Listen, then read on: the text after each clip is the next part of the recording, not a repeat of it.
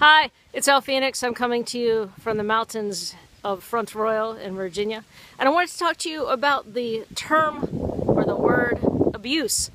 Recently, someone who used to abuse me said to my kids, I think in an attempt to justify it, that abuse was the most overused word in the English language. And that got me really outraged. The thing though is I start to think about the word and I start to think about how unhelpful it can be to domestic and sexual abuse survivors.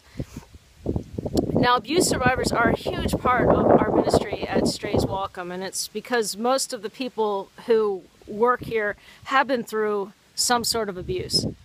And I remember back when I was still in an abusive relationship, I used to go through all these checklists. You can find them all over the internet. It's just like the checklist you find to figure out if you're sick, to figure out if you have some sort of mental illness, to figure out, of course, if you are being abused or have been abused.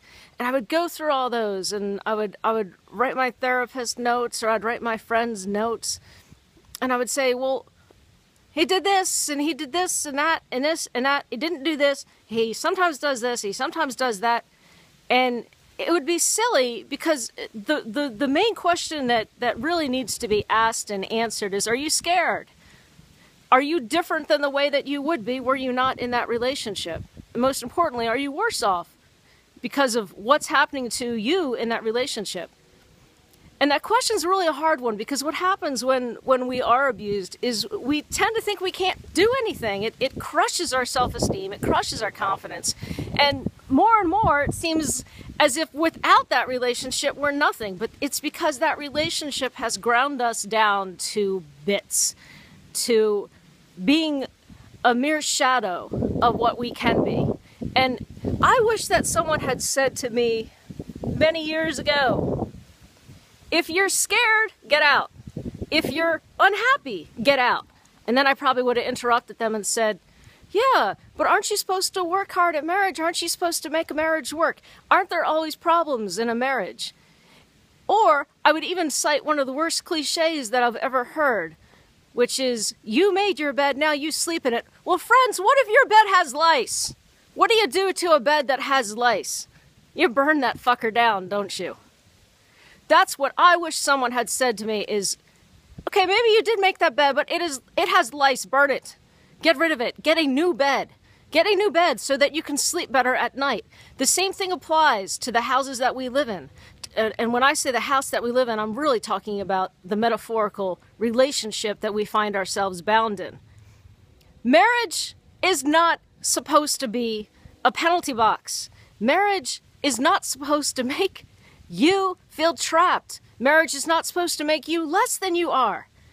And what I want you to understand is that if you're in a situation where you are being abused, and let me just stop using that word for a second. If he is mean to you, or if she is hateful towards you, if she has ever laid a hand on you, that's enough actually, because once somebody lays a hand on you and controls you through physical violence, you're always afraid thereafter. And they don't have to touch you ever again for you to cower in the corner when they raise a voice or raise even an eyebrow or even send you a dirty look.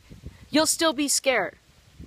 If you can't do the things that you want to do, if you feel trapped and feel as if you can't follow your dreams, if you kind of wish that they would go away for a while, or wish that you could go away for a while, or wish that things could be back the way they used to be, or just deep down inside, in your gut, you know something's wrong, that's enough. You don't have to worry about checklists. You don't have to ask your friends. You don't have to ask your therapist. You don't have to ask your preacher or minister. You just need to check inward and ask your soul how it's doing, how it feels today. And not just today, but day after day, because that's the thing about abuse. And that's the thing about being in situations that are abusive, is sometimes they're still great. Sometimes you still have good times together. And just because you recognize that someone is not good for you does not mean that you're being bad to them. It means that you're taking care of yourself while you're on this earth and trying to reach your best potential. I actually wish someone had said to me, just ignore everything that you've been taught about marriage. Ignore it. It's actually very simple. It's an agreement between two people to throw their stuff together, to live together, to take care of one another. For as long as they can, for as long as it's best for them.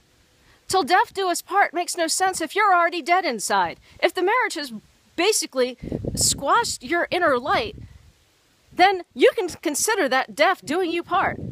I really wish someone had spoken these words to me and told me that it's okay to leave. It's okay. It doesn't mean you've failed to fail at marriage. And it really doesn't mean that you've failed at marriage if you have the strength to recognize that the marriage is crushing you, is in any way whatsoever making you less of a soul, of a happy soul than you should be. Don't let anyone quash your inner light. Don't let anyone take your joy away from you, and don't be afraid. Know that once you make the decision to leave, things will fall into place for you. You will get the help that you need. There are so many people out here like me and like my ministry who will lend a hand to you.